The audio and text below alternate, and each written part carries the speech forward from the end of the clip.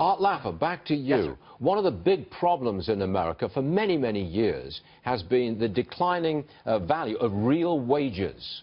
I heard one statistic the other day that half the people in the United States on a real basis, after adjustment for inflation, are actually making less now than they made in 1999.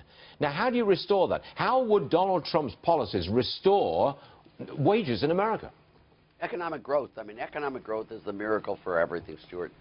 Once you start getting that economic growth, you get people who have no wages, the unemployed, the people who've dropped out of the labor force, they come back in. You'll push wages up across the board.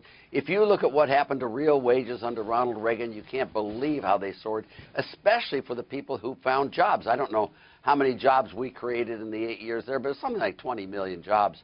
And our stock market, if you take the whole Reagan stock market, to relate to the earlier comment, was up in real terms 771% through Clinton.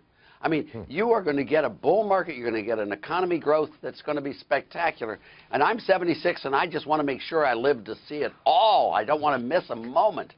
If I'm not mistaken, you've got a life expectancy of another 36, 37 years. That's the one I'm a turtle. I'm going to live for hundreds of years, Stuart.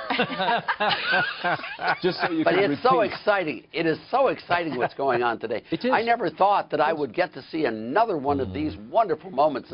Yeah. We've talked about a number of times. In 1980, the worst year I had in my life was before the election, and then we had 3 days of massive euphoria. I mean, I just was worried about the politics. And then the next year was tough because the policies were trying to be implemented, and it was really a tough year. But in the long haul, it's the greatest period, and we're in for another period that could even be greater than the Reagan era. Well, you can come back any time you like, because that's cheering a lot of people up. Liz.